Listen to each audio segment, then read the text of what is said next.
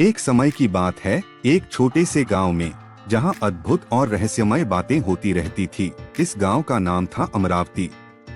यहाँ का सबसे बड़ा रहस्य था एक पुराना पेड़, जिसे कहते थे महाबली वृक्ष। रोज उस पेड़ के पास लोग आते थे, क्योंकि उसमें रहस्यमय शक्ति थी जो हर किसी को हर मुश्किल से बचा सकती थी। पर एक दिन अमरावती में बड़ा हादसा हो गया।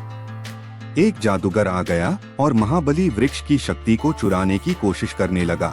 लोगों ने देखा कि वह जादूगर वृक्ष को अग्नि की बेल में झुलाने के लिए एक बड़ी दहाड़ी लगा रहा था, लेकिन उस वृक्ष ने अपनी शक्ति से उसे रोक लिया। जब उसने देखा कि वह कामयाब नहीं हो रहा, तो उसने अपने शैतानी शक्तियों को व्यक्त करने का फैसला किया।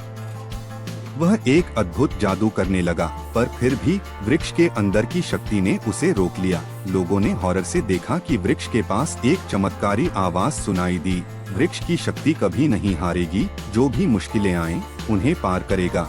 जादूगर ने हार मानी और वहां से चला गया, लेकिन उसका बुरा इस्तेमाल करने की खबर दूसरे गांवों तक फैल गई। फिर उसने वृक्ष से कहा, मुझे अपने गांव की रक्षा करने के लिए अपनी शक्ति दो। वृक्ष ने उसे एक शक्ति दी, जिससे वह अपने गांव को सुरक्षित रख सके। उस युवक ने वहां से लौटते हुए वृक्ष की शक्ति का सही इस्तेमाल किया। उसने अपने गांव को जादूगरों की बुरी नजर से बचाया और लोगों को सुरक्षित रखा, और वह युवक अमरावती में एक महान नेता बन गया। दूसरे गांवों के लोग भी डर गए और उन्हें लगा कि वे भी वहां की शक्ति का इस्तेमाल कर सकते हैं।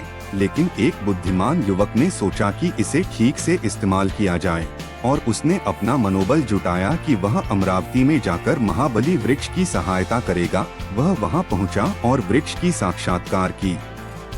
मेरे बेटे, तुमने सही वक्त पर सही फैसला लिया है, वृक्ष ने कहा। वह युवक ने वृक्ष को पूजा और उसकी सहायता के लिए शक्तियों की आग्रह की। इस कहानी का सबसे महत्वपूर्ण संदेश यह है कि हमें अपनी शक्तियों का सही इस्तेमाल करना चाहिए और दूसरों की मदद करने के लिए उन्हें इस्तेमाल करना चाहिए। जब हम अपनी शक्तियों को सार्थक और सही तरीके से इस्तेमाल करते हैं, तो हम खुद को महान बनाने के साथ साथ अपने परिवार और समाज की भलाई में भी मदद करते हैं।